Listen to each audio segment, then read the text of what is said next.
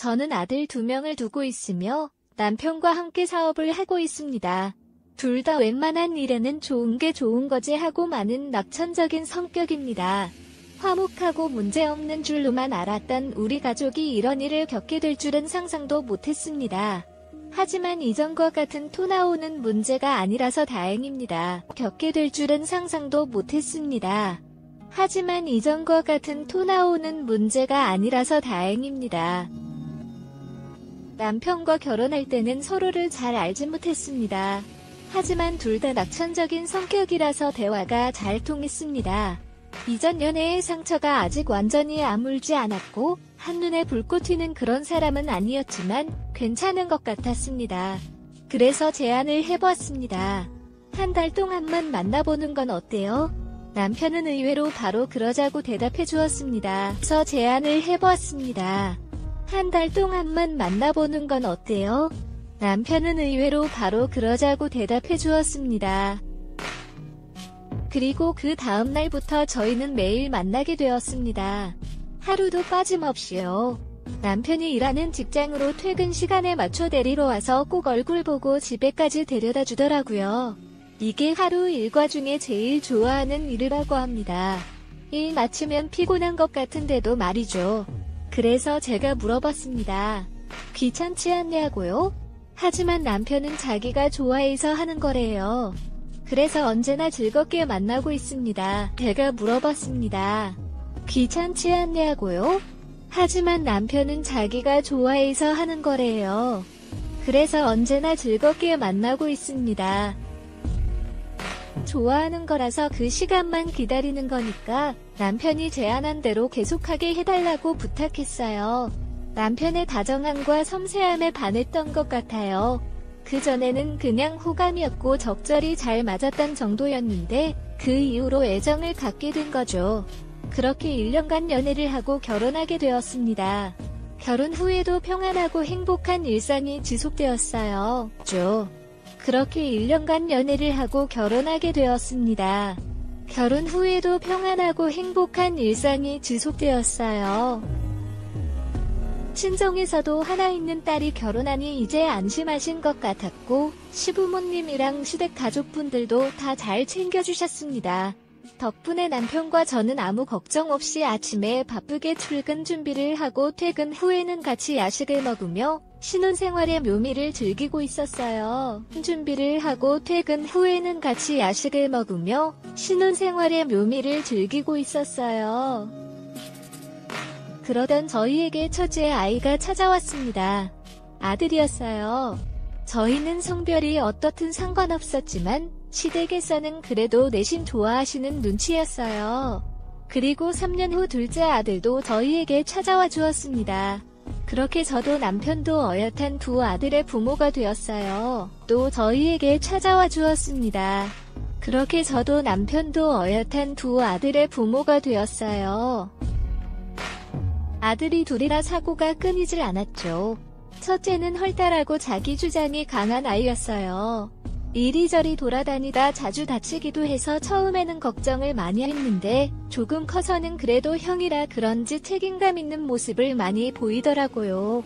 아이들 둘 이상 키워보신 분이라면 공감하실 텐데 먹을 걸로 정말 많이 싸워요. 보이더라고요. 아이들 둘 이상 키워보신 분이라면 공감하실 텐데 먹을 걸로 정말 많이 싸워요. 저 과자가 더 큰 애만에 다른 게 더 맛있어 보인다는 거죠. 두 아들이 어렸을 때는 먹을 걸로 워낙 싸워서 형인 첫째에게 동생은 너보다 약하고 어리니까 형인 너가 돌봐주어야 한다고 몇 번 달래니까 안 그러더라고요. 나름 동생을 아끼는 건지 형제끼리 사이좋은 모습이 보기 좋았습니다. 둘째도 어렸을 때 키우면서 걱정이 많았어요. 다만 첫째랑은 다른 걱정이었죠.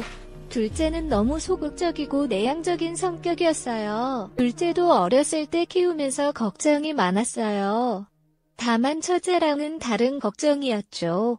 둘째는 너무 소극적이고 내향적인 성격이었어요. 같은 배에서 낳는데 어떻게 이렇게 다르나 싶을 정도로요.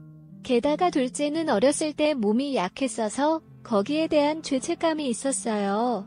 좀 더 건강하게 나와줬더라면 둘째의 성격이 달랐을까 하는 그런 거죠. 그래서 전 하던 일도 그만두고 둘째를 돌보았어요. 마침 첫째가 학교에 갈 시기가 되어 부모 손길에 더 필요할 때였죠. 또 그만두고 둘째를 돌보았어요. 마침 첫째가 학교에 갈 시기가 되어 부모 손길에 더 필요할 때였죠.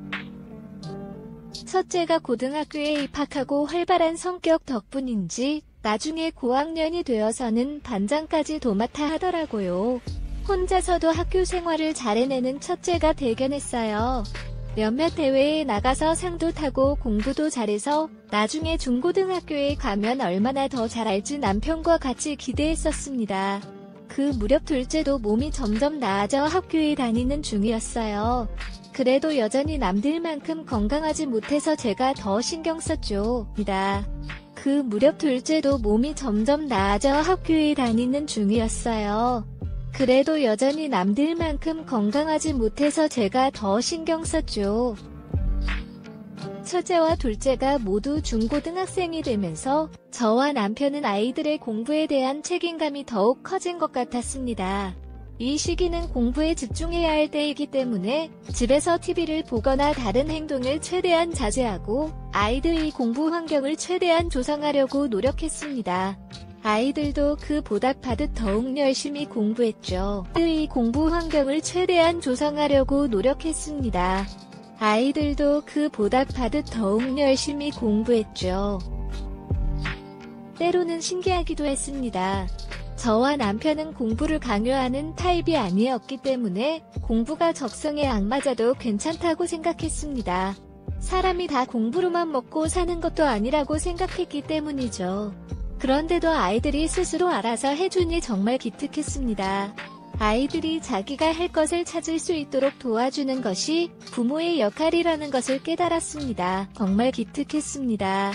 아이들이 자기가 할 것을 찾을 수 있도록 도와주는 것이 부모의 역할이라는 것을 깨달았습니다.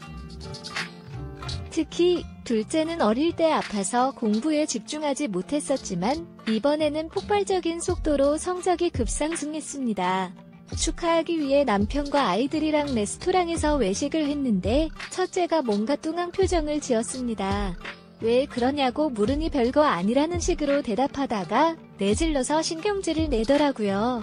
그래도 저는 상황을 어떻게든 무마하려고 아이를 달랬습니다. 라는 식으로 대답하다가 내질러서 신경질을 내더라고요.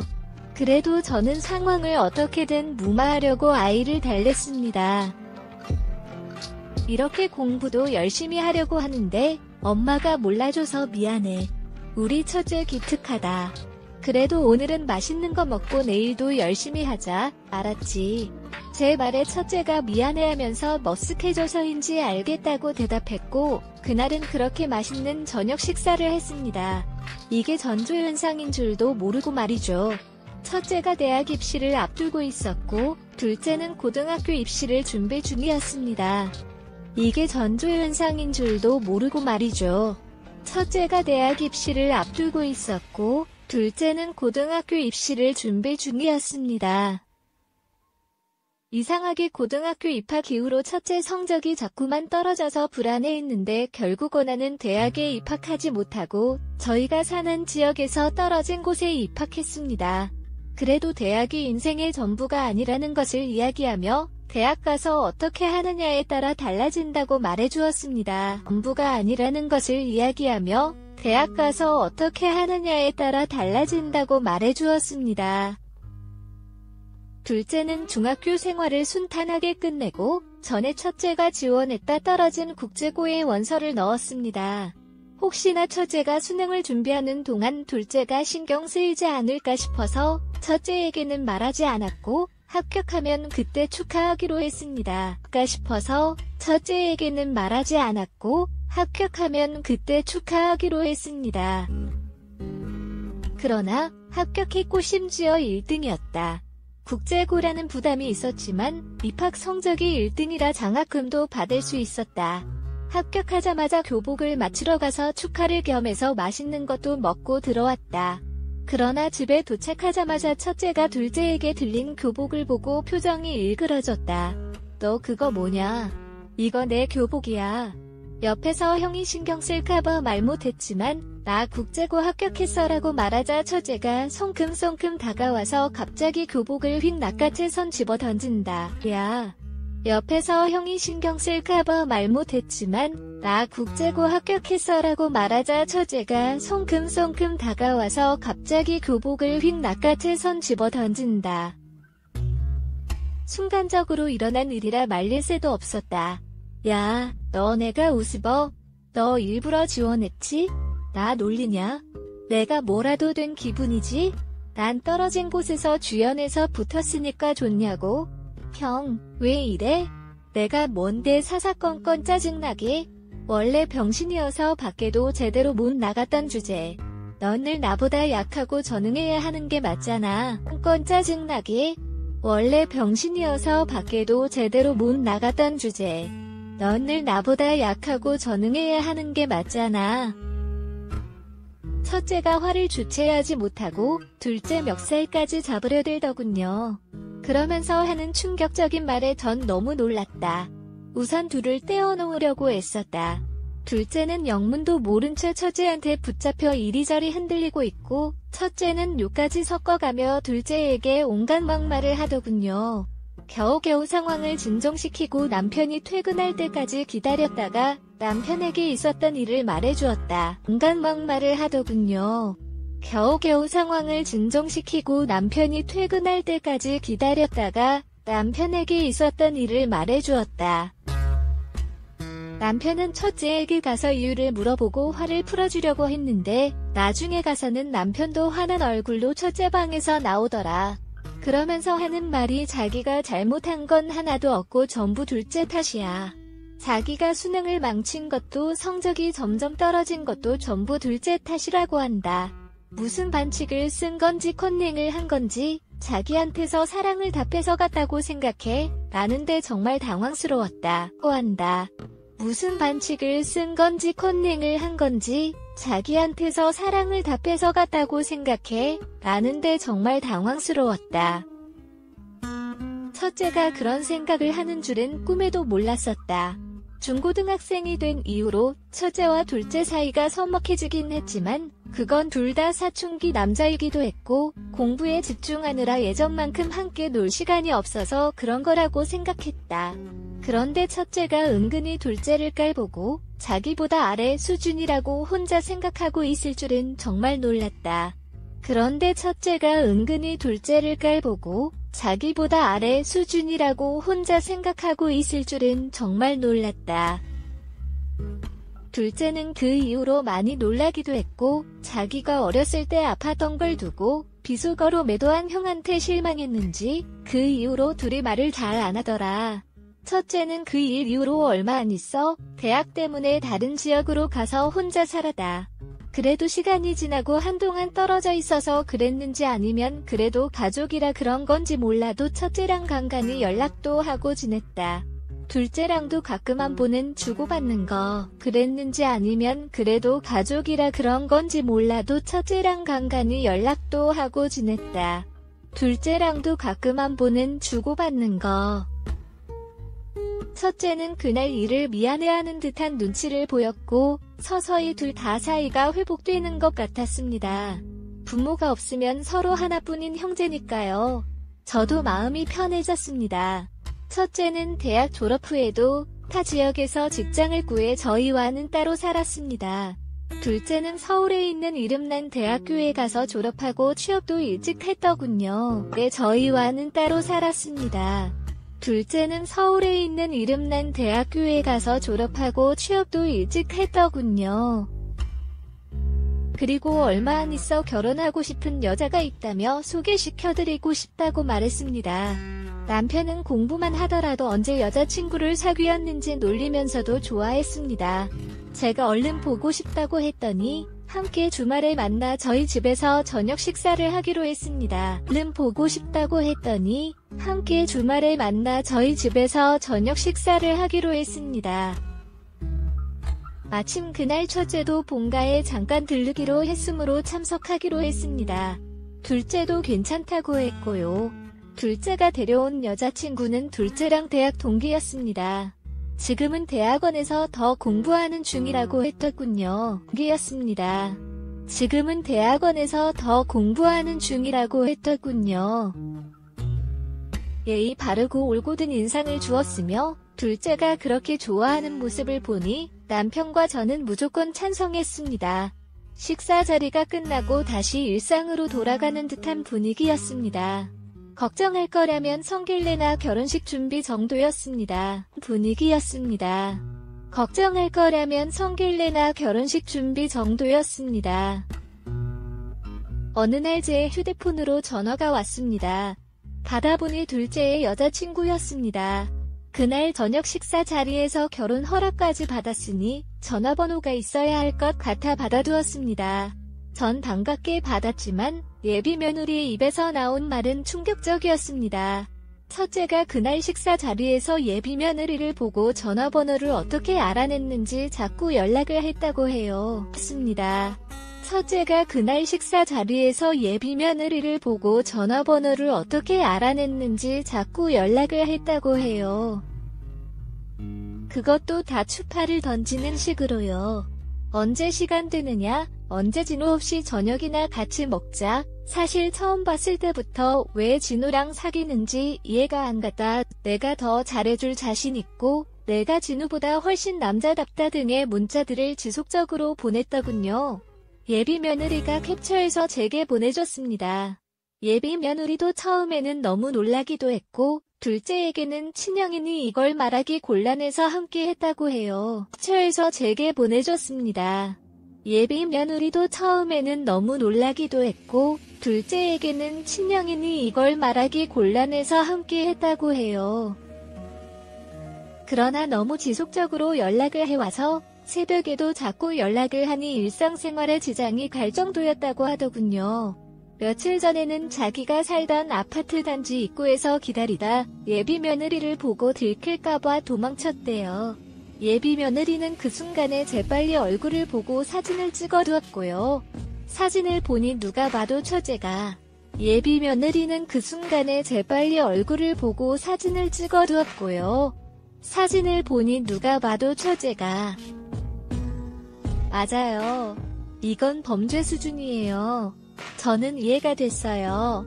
예비 며느리에게는 미안하지만 이 정도면 둘째에게 알려야겠다고 생각하고 남편과 둘째에게 알렸어요. 제가 이해할 수 없을 정도로 스토킹 같은 범죄 행위는 용납할 수 없어요. 그래서 처제와는 절연하기로 했습니다. 대충 도와줬으면 하는 일이 있다는 핑계를 대고 처제에게 본가로 돌아오라고 했어요. 그래서 처제와는 절연하기로 했습니다. 대충 도와줬으면 하는 일이 있다는 핑계를 대고 처제에게 본가로 돌아오라고 했어요. 첫째가 도착하자마자 예비 며느리가 보내온 문자 캡처와 스토커 정원 증거 사진을 인쇄해서 던져줬어요. 우리는 이제 내 부마 아니다. 감히 뒤에서 이런 더러운 짓을 해라며 이야기했어요. 첫째는 사진을 받아들이고 당황해서 아니라고 소리쳤지만 멀리서 활을 들고 있는 둘째를 보고 달려들려 하더군요. 남편이 그런 첫째를 막아냈죠. 라고 소리쳤지만 멀리서 활을 들고 있는 둘째를 보고 달려들려 하더군요. 남편이 그런 첫째를 막아냈죠. 둘째는 그 모습을 보고 끝내 참을 수 없었나 봐요. 이제 형이랑 난 완전히 끝이야. 그동안 나한테 무슨 열등감이 있었는지 몰라도 그건 전부 나 때문이 아니라 형 본인의 문제야. 이젠 내 탓 좀 그만해라고 말했어요. 아니라 형 본인의 문제야. 이젠 내 탓 좀 그만해라고 말했어요. 둘째는 이제 결혼해서 예비 며느리와 행복하게 잘 살고 있어요. 가끔 첫째한테 연락이 올 때도 있는데 아직도 둘째 그놈 싸움을 거는 거 보면 정신을 못 차린 듯해요. 만약 또 무슨 일이 생기면 정말 법적으로 조치를 취할 거예요. 끝해요. 만약 또 무슨 일이 생기면 정말 법적으로 조치를 취할 거예요. 저와 남편은 둘 다 아들을 사랑하면서 키웠다고 생각했는데 이렇게 되어버린 게 씁쓸하고 아들과의 연결을 끊으니 마음이 시려워요. 아이를 키워내는 게 참 마음대로 되지 않고 힘든 일인 걸 다시 느끼네요. 아이를 키워내는 게 참 마음대로 되지 않고 힘든 일인 걸 다시 느끼네요.